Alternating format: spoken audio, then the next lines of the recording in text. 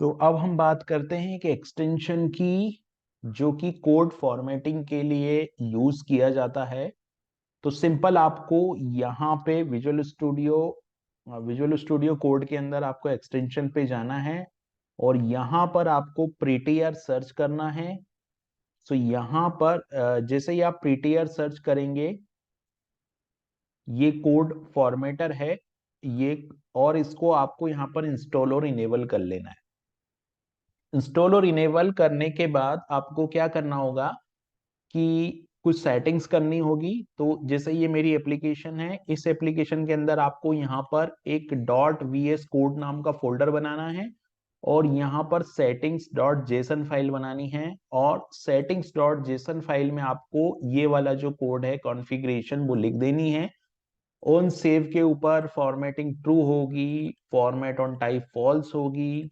और ये जो सेटिंग है इसमें हम लोग देखिए डिफॉल्ट फॉर्मेटर में यहाँ प्रीटियर यूज कर रहे हैं, तो ये हमको यहाँ पर सेटिंग्स कर देनी। ये सेटिंग करने के बाद आप देखेंगे कि आप जैसे ही कोड को सेव करेंगे आपका जो कोड है वो ऑटोमेटिक सेव होगा। ऑटो सेव होगा यानी कि जैसे एग्जांपल के लिए मैं यहाँ पर कंपोनेंट ओपन करता हूँ app.jsx, ठीक है।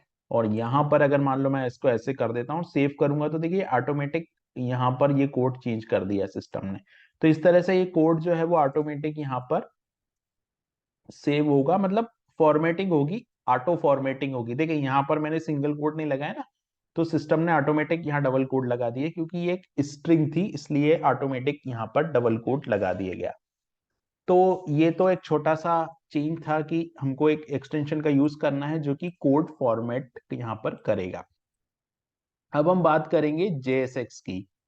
तो देखिए JSX का जो यूज होता है, अगर मैं इस पीपीटी की बात करूं, तो यहाँ पर आपको ब्लू बैकग्राउंड में, यहाँ पर आपको ब्लू बैकग्राउंड में ये कोड दिखाई दे रहा है ना। अब ये जो कोड है ये HTML है क्या? नहीं है। CSS है क्या? नहीं है। हम लोग बोल सकते हैं कि न HTML है और न CSS है। तो अगर हम लोगों को HTML और CSS को, मतलब HTML और जावास्क्रिप्ट, सॉरी HTML और जावास्क्रिप्ट को अगर मेरे को साथ में यूज करना है तो हम लोग यूज करते हैं JSX को। इसका स्टैंड फॉर्म होता है जावास्क्रिप्ट सिंटैक्स एक्सटेंशन। इसके साथ आप रिएक्ट के अंदर एक तरह का टेम्पलेट है रिएक्ट के अंदर कि आप HTML को और जावास्क्रिप्ट को साथ में आप रिएक्ट के अंदर यूज कर सकते हैं JSX का यूज करने के लिए। तो हम लोग देखते हैं कि JSX को किस तरीके से यूज करते हैं। तो देखिए यहाँ पर एक एग्जांपल दिया हुआ है इस डॉक्यूमेंट जो हम फॉलो कर रहे हैं। यहाँ पर ये एक HTML कोड लिखा हुआ है, ठीक है। अब इस HTML कोड को यहाँ पर JSX बनाया है, तो इसका JSX फॉर्मेट यानी कि ये HTML कोड है और इसको जब JSX में कन्वर्ट किया तो कुछ इस तरह से इस कोड को हमको लिखना पड़ेगा JSX में कन्वर्ट करने के लिए। तो हम लोग यहाँ पर जैसे ये टू डू लिस्ट है, तो हम लोग भी एक to do list component create कर दें। तो SRC के अंदर जाकर, कंपोनेंट के अंदर जाकर, ये टू डू लिस्ट नाम से मैं एक फाइल बनाता हूं।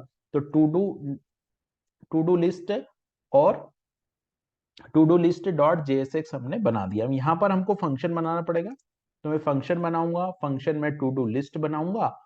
और यहाँ पर देखिए अब इस फंक्शन के अंदर मुझे कुछ रिटर्न यहाँ पर लिखना है, सिंपल। तो अगर मैंने यहाँ रिटर्न लिखा और रिटर्न के अंदर मैंने यहाँ पर सिंपल एक पैराग्राफ लिख दिया, मान लो रिटर्न के अंदर मैंने एक पैराग्राफ रिटर्न किया, तो देखिए यहाँ पर हमको कोई सिंगल कोड नहीं लगाना है, कुछ नहीं लगाना, सिंपल पैराग्राफ लिखना है। और यहाँ पर लिख देता हूं मैं एग्जाम्पल JSX, सिंपल। इसको सेव करता हूं। अब ये यहाँ पर मुझे इसको एक्सपोर्ट करना पड़ेगा, तो मैंने एक्सपोर्ट डिफॉल्ट किया और एक्सपोर्ट डिफॉल्ट में यहाँ पर मैंने लिख दिया टू डू लिस्ट, सिंपल। अब यहाँ पर app.jsx में जाके मेरे को यहाँ पे इंपोर्ट करना पड़ेगा, तो मैंने लिखा इंपोर्ट, और इंपोर्ट में मैंने लिखा टू डू लिस्ट, और यहाँ पर मुझे लिखना पड़ेगा करेंट डायरेक्टरी, और फिर उसके बाद लिखना पड़ेगा मुझे कंपोनेंट।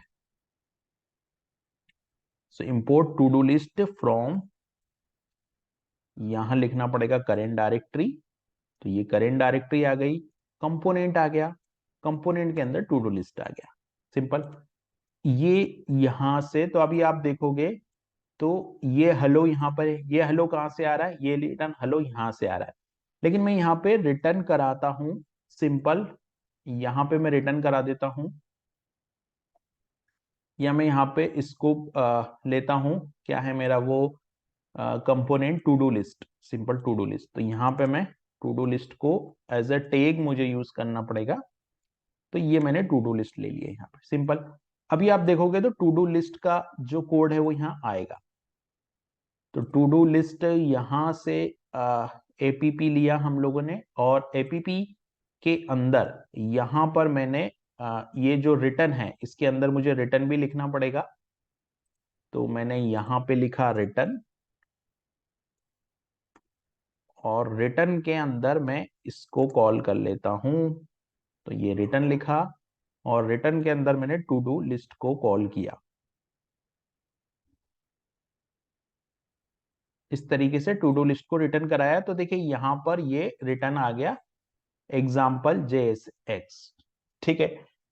तो इतनी चीज यहाँ पे समझ में। अब JSX के साथ कुछ चीजें कुछ रूल होते हैं, रूल मतलब जैसे हमने क्या किया, यहां पर अब ये जो app.jx है यहां से भी हम लोग डायरेक्ट रिटर्न करवा सकते थे। तो मान लीजिए मैंने यहाँ एक पैराग्राफ बनाया,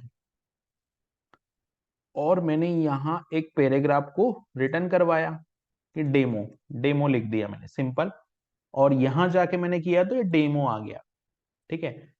अब मैं एक और पैराग्राफ बनाना चाहता हूं या एक H1 बनाना चाहता हूं, तो मैंने यहां पर सिंपल एक लिख दिया H1, और इस H1 में मैंने लिख दिया हेलो। तो यहां पर आ गई एरर। एरर क्या बोलती है कि JSX एक्सप्रेशन मस्ट है पेरेंट एलिमेंट, जो कि यहां पर JSX के रूल्स में है दिखाया गया है। देखिए return a single root element, यानी कि अगर आप एक से ज्यादा, देखिए यहां पर अगर खाली पैराग्राफ आप लिख रहे थे तो इसको कोई प्रॉब्लम नहीं था, लेकिन जहां एक से ज्यादा एलिमेंट आप यूज करेंगे वहां इसको प्रॉब्लम है। तो ये बोल रहा है कि आप इसको इसका एक पेरेंट बनाइए। तो या तो हम इसको ऐसे डिव करके बना दें, है ना, और डिव के अंदर हम लोग डिव के अंदर जितने भी पैराग्राफ है वो डाल दें। जैसे कि पैराग्राफ डाल दिया मैंने हेलो, या H1 में मैंने डाल दिया, H1 में मैंने डाल दिया मान लीजिए हाय। तो क्या होगा कि ये अब प्रॉब्लम इसको नहीं है, क्योंकि ये सब कुछ एक पैराग्राफ के अंदर आ गया यहाँ, तो ये तीनों कंपोनेंट यहाँ पर प्रिंट हो गए, ठीक है। अब प्रॉब्लम यहां पर ये है कि यहां पर ये जबरदस्ती का डिव आएगा, तो इस डिव को रिजॉल्व करने के लिए हमारे पास में है फ्रेगमेंट। तो फ्रेगमेंट कहता है कि कुछ इस तरीके से आप लिख दो, तो आपका यहां पर डिव भी नहीं आएगा। यहां पर आप देखोगे तो ये जबरन का जो डिव एड हो रहा था रूट में, वो डिव भी एड नहीं होगा, और यहां पर आप मल्टीपल HTML एलिमेंट को यहां पर आप यूज भी कर पाएंगे। तो ये एक रूल था कि जब भी आप एक से ज्यादा HTML को JSX के अंदर यूज करेंगे, एक से ज्यादा HTML कंपोनेंट को, तो उसको एक पेरेंट के अंदर आपको यूज करना होता है। अब रूल नंबर 2 ये कहता है कि क्लोज ऑल टैग्स, है ना। तो जैसे देखिए इस एग्जांपल को समझते हैं हम लोग। तो जैसे ये टू डू लिस्ट है, अब ये टू डू लिस्ट का एक एग्जांपल यहां पर, ये वाला एग्जांपल टू डू लिस्ट का, तो मैं क्या करता हूं, इस एग्जांपल को कॉपी कर लेता हूं, ठीक है। अब इस एग्जांपल को मैंने कॉपी किया, ये एग्जांपल यहाँ कॉपी किया, और यहाँ पर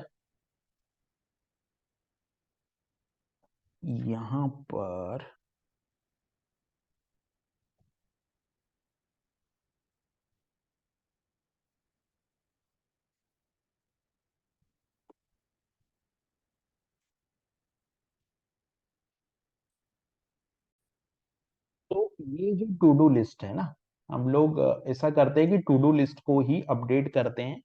तो यहाँ तो सिंपल टू डू लिस्ट, मैं टू डू लिस्ट को रेंडर कर दूंगा, ये टू डू लिस्ट रेंडर हो गई है। और इस टू डू लिस्ट में अभी आप देखोगे तो यहाँ पर ये एक एग्जाम्पल है, ठीक है। तो ये वाला कोड जो है ये मैं यहाँ से ले लेता हूँ रिटर्न स्टेटमेंट के अंदर। तो मैं यहाँ पे क्या करता हूँ, रिटर्न। और देखिए जब आप यहाँ एक से ज्यादा HTML कंपोनेंट को आप रिटर्न करवाएंगे तो इसको एक पैरेंथेसिस में लेना पड़ेगा कुछ इस तरीके से, और यहां आप उस कोड को पेस्ट कर देंगे। तो यहां पर क्या हो रहा है कि रिटर्न के डबल 2 बार रिटर्न यहाँ आ रहा है, तो इसको एक बार डिलीट करना होगा रिटर्न। और यहां पर देखिए बहुत सारी एरर है। तो एरर इसलिए है क्योंकि देखिए JSX का दूसरा रूल कहता है कि पहले तो आपको इसको एक फ्रेगमेंट में डालना पड़ेगा, क्योंकि एक से ज्यादा कंपोनेंट आप यूज कर रहे हैं, तो आपको यहाँ पर एक पेरेंट एलिमेंट चाहिए। तो यहाँ पर आपको एक पेरेंट एलिमेंट मैंने यहाँ लगा दिया, और ये जो पेरेंट एलिमेंट है ये यहाँ पर मुझे बंद करना पड़ेगा। ठीक है, तो ये पेरेंट एलिमेंट मैंने यहाँ लगाया था, और यहां से मैं इसको कट कर देता हूं। और ये पेरेंट ये एक एरर रिजॉल्व हुई। ठीक है, ये जो है वो एक एरर यहाँ पे रिजॉल्व हुई। दूसरी एरर यहाँ पर ये कहती है कि आपने यहाँ पर जो पेरेंट एलिमेंट है ना, अब दूसरा रूल नंबर 2 कहता है कि जितने टैग ओपन हुए वो क्लोज होना चाहिए। तो यहाँ पर इमेज टैग जो है वो क्लोज नहीं है ना। देखो, image tag no corresponding closing tag, ये एरर आ रही है यहाँ पर। तो मैं यहाँ पर इसको क्लोज कर देता हूँ। तो ये क्लोज कर दिया मैंने। अभी यहाँ पर मेरे को इस यूआरएल को चेंज करना है, तो मैं यूआरएल को भी चेंज कर देता हूँ। और यहाँ इमेज जो है वो 480 की कर देता हूँ, 480 और 480 पिक्सल। ठीक है, अब ये हो गया। अब यहां पर रूल नंबर जो रूल नंबर ये वाला देखो, एल टैग भी क्लोज नहीं हुआ, तो मेरे को यहां पर एल टैग को भी क्लोज करना पड़ेगा। ये रूल नंबर 2 था कि जितने टैग ओपन है उतने टैग यहां पर क्लोज होना चाहिए। तो अभी इसमें एरर नहीं है, अब इस कोड में एरर नहीं है, और अब ये कोड जो है वो वर्क करेगा। देखिए यहां पर लैपटॉप की इमेज आ रही है, और ये कोड जो है वो वर्क कर रहा है। ठीक है, अब रूल नंबर 3 ये कहता है कि आपको जितने भी एट्रीब्यूट है उसको केमल केस में यूज करना है। जैसे ये क्लास एट्रीब्यूट है ना, तो क्लास जो है वो जावास्क्रिप्ट के अंदर एक कीवर्ड है क्लास। तो यहां पर आपको क्या करना पड़ेगा, इस क्लास को क्लास नेम करना पड़ेगा और केमल केस में यूज करना पड़ेगा। तो आप देखेंगे यहां पर फोटो नाम की क्लास भी आ जाएगी। ये देखिए, तो ये 3 रूल थे JSX के, जो बेसिक 3 रूल है वो ये रूल है। अब हम लोग और एग्जांपल करते हैं JSX के। दूसरा एग्जांपल अब हम लोग करते हैं, है ना। ये तो हम लोगों ने टू डू लिस्ट का एग्जांपल देखा। अब दूसरा एग्जांपल, इन तीनों रूल को हमने देख लिया, close, all tag, camel case, ये 3 रूल हमारे पूरे हो गए, है ना। अब हम लोग देखते हैं करली ब्रेसेस। करली ब्रेसेस का यूज कैसे करना है, तो इसके लिए आ, देखिए करली ब्रेसेस का यूज करने का एक एग्जांपल और मैं यहाँ पर आपको बताऊं तो जैसे ये टू डू लिस्ट का एक एग्जांपल है, या जब आप देखिए अभी हम लोग टू डू लिस्ट को यूज कर रहे हैं, और ये इमेज यहाँ पर आ रही है। ये जो इमेज है वो यहाँ पर लैपटॉप की इमेज आ रही है। तो जैसे इसके डायमेंशन में 300 x 300 कर देता हूँ। ठीक है, 300 x 300 डायमेंशन किया, सेव किया, और यहाँ इसको मैं रन करता हूँ, तो 300 x 300 की इमेज आ रही है। अब ये इमेज की कैटेगरी आ रही है लैपटॉप, है ना। और अब हम लोग यहाँ पर एग्जाम्पल देखने के लिए जा रहे हैं। इस एग्जाम्पल में हम लोग यहाँ पर ये देखने के लिए जा रहे हैं कि इसमें हम लोग करली ब्रेसेस का यूज कैसे करेंगे। तो करली ब्रैकेट जो होते हैं ना, उसका यूज इसको डायनामिकली बिहेवियर को देखने के लिए किया जाता है। ठीक है, तो जैसे मान लो अब मैं यहाँ पर ऐप है ना, मैं ये चाहता हूं कि ये जो कैटेगरी है वो डायनामिकली हो, क्योंकि मैं यहाँ पर एक और टू डू लिस्ट प्रिंट करना चाहता हूँ। तो मैंने 2 टू डू लिस्ट प्रिंट करी, तो आप देखोगे 2 टू डू लिस्ट यहाँ पर आएगी, ये 2 टू डू लिस्ट यहाँ पर आ रही है। लेकिन इन दोनों टू डू लिस्ट में, ये जो 2 टू डू लिस्ट आ रही है, इन दोनों टू डू लिस्ट में आप देखोगे इमेज सेम आ रही है, टाइटल भी सेम आ रहा है। तो मैं ये चाहता हूं कि ये जो टाइटल आ रहा है ना, ये जो टाइटल आ रहा है ऊपर से, ये भी डायनामिकली आए, ये जो टाइटल आए वो भी डायनामिकली आए, और ये जो इमेज है वो भी डायनामिकली आए। तो इसके लिए मुझे क्या करना पड़ेगा, यहां से मतलब app.jsx से मैं पास करूंगा एक प्रॉपर्टी। तो मैंने पास किया टाइटल, तो ये हो गया मेरा टाइटल, और इस टाइटल में मैंने पास कर दिया लैपटॉप। ठीक है, और यहां पर इमेज जो है वो भी मुझे पास करना पड़ेगा। तो यहाँ नेम, मैं नेम एट्रीब्यूट ले लेता हूं, और यहाँ पास कर देता हूँ लैपटॉप। ठीक है, सेम यही चीज यहाँ कॉपी करता हूँ, यहाँ पास कर देता हूँ, और यहाँ इस बार मैं कंप्यूटर पास कर देता हूँ, यहाँ पर कंप्यूटर, और ये टाइटल में कंप्यूटर हो गया, और यहाँ पर भी मुझे कंप्यूटर पास करना पड़ेगा, ये कंप्यूटर हो गया। अब ये जो पूरा डेटा है ना, यहाँ पर जैसे अगर मैं डेटा नाम का प्रॉप्स ले लेता हूँ प्रॉपर्टी, तो ये डेटा नाम में पूरा डेटा आ जाएगा, लेकिन मेरे को यहाँ पर टाइटल को प्रिंट करना है, तो उसके लिए मेरे को यहाँ कर्ली ब्रैकेट यूज करने पड़ेंगे, और कर्ली ब्रैकेट में यहाँ पर मुझे डेटा डॉट और टाइटल, डेटा डॉट टाइटल लेना पड़ेगा, क्योंकि मैं डेटा डॉट टाइटल को यहाँ प्रिंट कर रहा हूँ। अब आप देखिए, यहाँ पर देखिए कंप्यूटर आ गया, यहाँ ऊपर लैपटॉप आ गया, नीचे कंप्यूटर आ गया, लेकिन अभी भी क्या है, जो इमेज है वो सेम है ना, जो इमेज आ रही है वो सेम आ रही है, तो मुझे इमेज को भी डायनामिकली करना है। तो इमेज को डायनामिकली करने के लिए मेरे पास ये जो यूआरएल है, इस कैटेगरी में जो नेम आ रहा है ना, इसको डायनामिक बनाना पड़ेगा।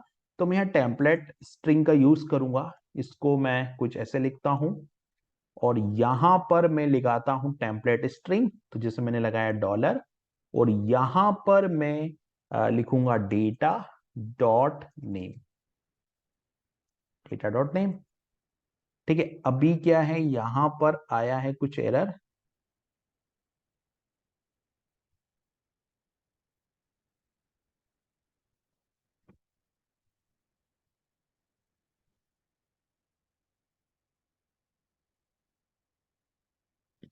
एरर क्या बोल रहा है, तो यहाँ पे ये एरर इसलिए आया है कि हमको पहले यहाँ पे, तो हम एक काम करते हैं, यहाँ पे कांस्टेंट डिफाइन करते हैं, तो कॉन्स्ट में जाता हूं मैं, और यहाँ पर इमेज यूआरएल ये लिखता हूं, और यहाँ पर मैं क्या करता हूं कि इसको पूरा यहाँ से कट करता हूं, और यहाँ जाकर इसको पेस्ट करता हूं, यहाँ से इसको हटाता हूं, यहाँ से भी इसको हटाता हूं, और यहाँ से इसको बंद करता हूं। ठीक है, तो यहां पर आप देखेंगे कि ये इमेज यूआरएल आ गया। अब इस इमेज यूआरएल में करना कुछ ये है मुझे, कि यहां पर इसको करली ब्रैकेट के अंदर कॉल करना है इमेज यूआरएल को। तो इससे क्या होगा कि इमेज भी डायनामिकली आएगी। देखिए अभी मैं इसको रिफ्रेश करता हूं, तो देखिए इमेज चेंज हो गई है, यहाँ पर ऊपर लैपटॉप की इमेज आ रही है, नीचे कंप्यूटर की इमेज आ रही है। अब अगर मैं इसको पेस्ट करता हूं, तो आप देखोगे कि ये डेटा भी चेंज हो गया है। तो इस तरीके से हम लोग यहाँ पर कर्ली ब्रैकेट का यूज करते हैं डायनामिकली चीजों को कॉल करने के लिए। मतलब डायनामिकली हमको अगर कोई वेरिएबल यहाँ पर डायनामिकली लेके आना है, तो हम लोग JSX के अंदर डायनामिकली वेरिएबल को प्रिंट करने के लिए सिंपल है, इस रिटर्न के ऊपर हमको वो डायनामिकली स्ट्रिंग बनानी है, और उसको फिर यहाँ पर बतौर इमेज यूआरएल हमको यहाँ पर कॉल करना होता है। तो ये हमने देखा JSX की कुछ बेसिक चीजें, कि JSX जो है वो किस तरीके से काम करता है। अब JSX का एक और एग्जांपल करते हैं, और इसमें हम लोग क्लॉक बनाएंगे। ठीक है, तो क्लॉक कंपोनेंट बनाएंगे। तो मैं यहाँ पर देखिए, मैंने क्लॉक डॉट JSX बना रखा है। इस क्लॉक डॉट JSX का कोड पहले मैं लिख देता हूँ, तो मैं यहाँ लिखता हूँ फंक्शन, और फंक्शन के बाद मुझे यहाँ लिखना पड़ेगा क्लॉक, बिकॉज ये नाम ही रखना है, जो कंपोनेंट का नेम है उसी को मुझे यहाँ रखना है। और इसके अंदर मैं लिखता हूँ यहाँ पर रिटर्न, तो यहाँ पर हम लोग रिटर्न लिखते हैं, और रिटर्न के अंदर हमको यहाँ पर रिटर्न के अंदर एक पैराग्राफ टैग हमको लिखना है। ये पैराग्राफ टैग में लिखूंगा, और यहाँ पैराग्राफ टैग के अंदर मैं लिखूंगा कि करेंट, तो मैंने यहाँ पे लिखा करेंट डेट एंड टाइम। अब ये करेंट डेट और टाइम जो है वो पहले हमको कैलकुलेट करना पड़ेगा। तो ये जो रिटर्न है ना, इसके ऊपर में एक करेंट डेट और टाइम बनाता हूं, तो मैं वेरिएबल लेता हूं let today is equal to, और यहाँ पे हम लोग क्या करते हैं कि एक ऑब्जेक्ट बनाते हैं, तो न्यू डेट है ना, ये ऑब्जेक्ट मैंने बनाया। और यहाँ पे इस ऑब्जेक्ट से डेट और टाइम निकालने के लिए हमारे पास जावास्क्रिप्ट में ये डेट का ऑब्जेक्ट है। तो यहाँ पर to locale string to local string मतलब लोकल टाइम ये हमको दिखाएगा। तो ये हमारा कंपोनेंट जो है वो बन के यहाँ पर रेडी हो गया, मतलब ये हमारा क्लॉक कंपोनेंट यहाँ पर रेडी हो गया। ठीक है, अब मुझे क्या करना है, इस क्लॉक कंपोनेंट को यूज करना है तो मैं यहाँ जाता हूँ और यहाँ पर app.asx में जाता हूँ, यहाँ पर मैं रिटर्न कर देता हूँ क्लॉक कंपोनेंट को। बट यहाँ पे एक बात और देखने वाली है, और वो ये है कि मुझे यहाँ पे इंपोर्ट करना होगा। तो मैं इंपोर्ट करता हूँ और इंपोर्ट में यहाँ पे जाता हूँ क्लॉक, लेकिन उससे पहले एक्सपोर्ट करना होगा। तो हम एक्सपोर्ट करेंगे क्लॉक कंपोनेंट को। तो यहाँ हम लोग गए और यहाँ पे मुझे लिखना होगा एक्सपोर्ट। तो मैंने लिखा एक्सपोर्ट। एक्सपोर्ट के बाद में यहाँ पे मुझे लिखना होगा एक्सपोर्ट डिफॉल्ट, और एक्सपोर्ट डिफॉल्ट के बाद में यहाँ क्लॉक लिख दिया। तो ये एक्सपोर्ट डिफॉल्ट क्लॉक हो गया। अब यहाँ जो क्लॉक है मेरा, ये वाला जो क्लॉक कंपोनेंट है, यहाँ जाके मुझे क्लॉक और यहाँ फ्रॉम, और फ्रॉम के बाद में यहाँ पे मुझे करंट डायरेक्टरी रखनी पड़ेगी। तो डॉट करके करंट डायरेक्टरी में जाके कंपोनेंट, और कंपोनेंट के बाद में यहाँ पे मुझे रखना पड़ेगा क्लॉक। तो आप देख रहे हैं यहाँ पे जो क्लॉक कंपोनेंट है वो बन गया है। और अभी यहाँ पर आ रही है कुछ एरर, देखते हैं क्या एरर है यहाँ पर।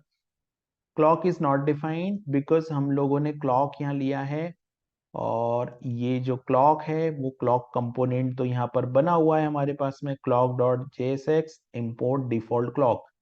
तो ये जो एरर है वो,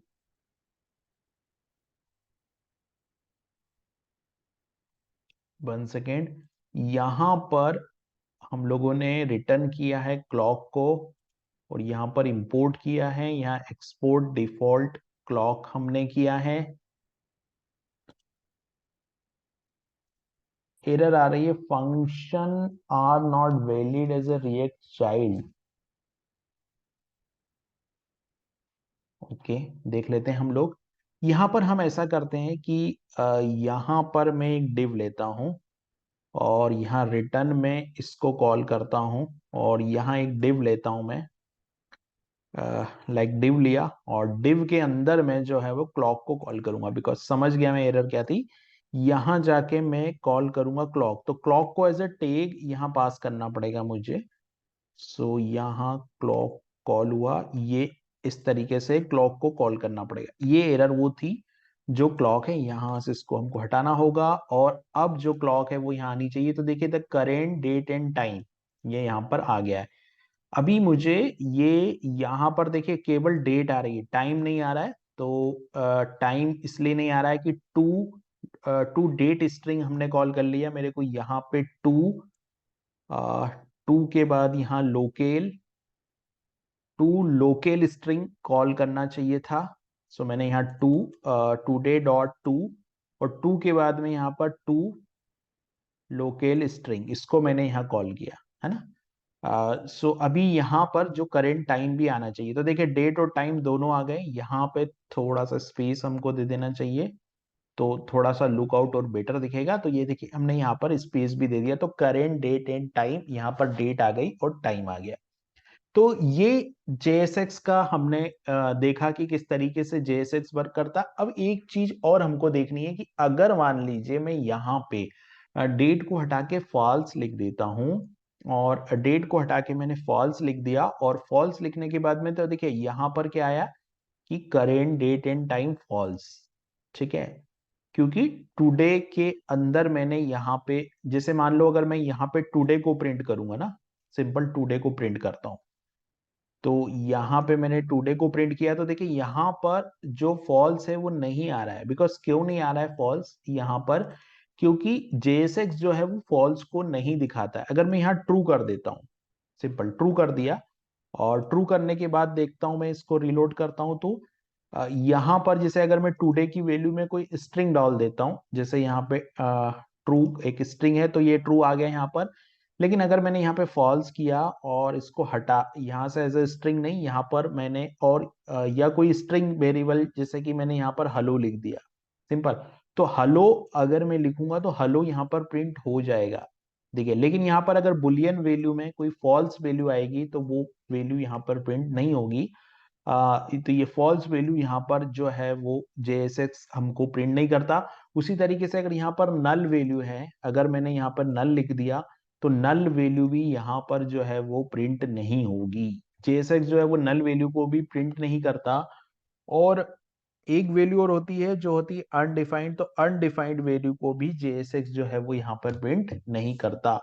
तो अगर मान लीजिए मैं यहाँ से इस वेरिएबल को हटा के ये तो अभी करंट डेट और टाइम था, लेकिन मैं बता रहा हूँ कि JSX जो है वो 3 वैल्यू को रेंडर नहीं करता।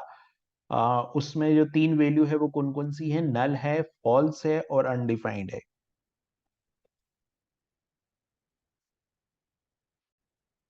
तो देखिए यहाँ पर मैंने अनडिफाइंड वैल्यू को लिखा है, तो अनडिफाइंड का रिजल्ट भी यहाँ पर हमको देखने को नहीं मिल रहा है। तो इस तरीके से हम लोगों ने देखा कि कितनी वैल्यू को JSX जो है वो रेंडर यहाँ पर नहीं करता।